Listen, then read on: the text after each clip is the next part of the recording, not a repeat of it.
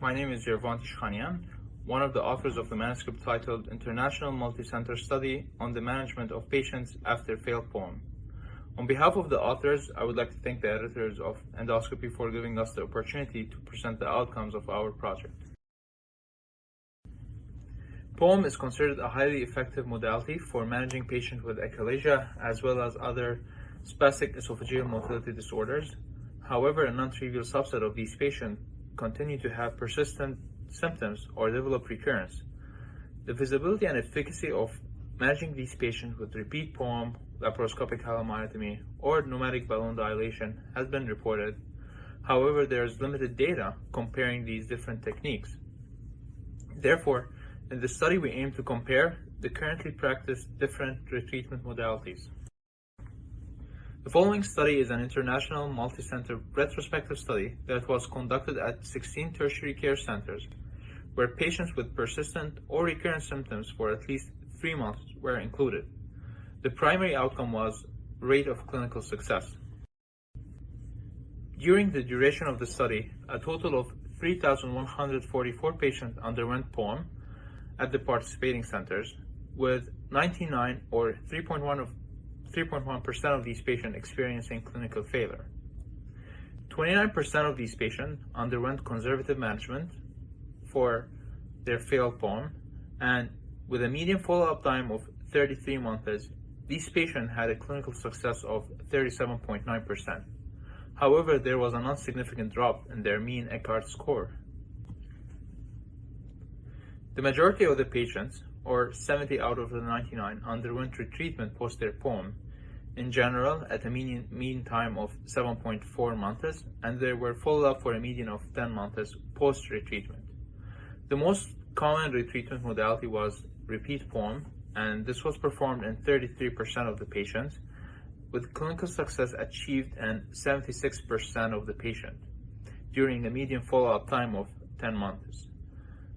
This was followed by pneumatic balloon dilation, which was performed in 30% of the patients, with clinical success achieved in 60% at a median time of 10.5 months. Lastly, laparoscopic myotomy was performed in 7% of the patients, with clinical success achieved in 29% of these patients, with a median follow-up time of 3.6 months.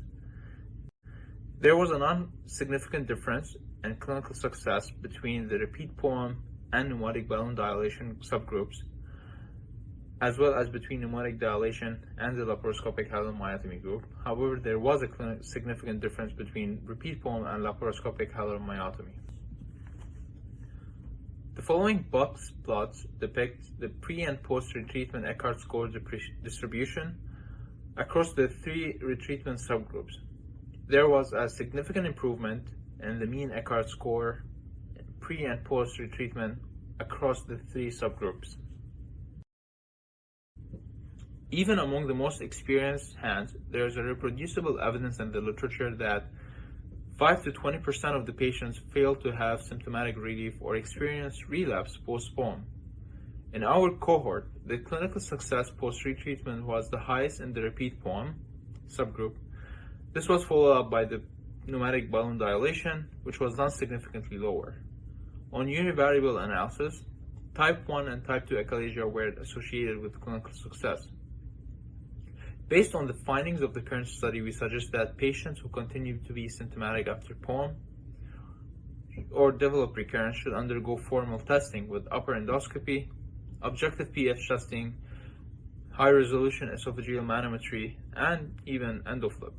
Patients with evidence of GERD should be treated accordingly, as opposed to patients with evidence of esophageal outflow obstruction should preferentially be offered repeat POEM and pneumatic dilation over laparoscopic myotomy, and this is taking into consideration the local expertise and patient's preference.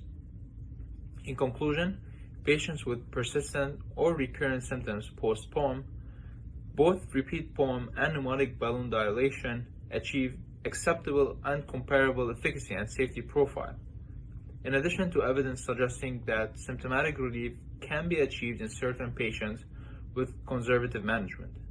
This is possibly attributed to pseudoachalasia or GERD. Further prospective studies are required to compare the outcomes of different retreatment modalities in patients after failed bone.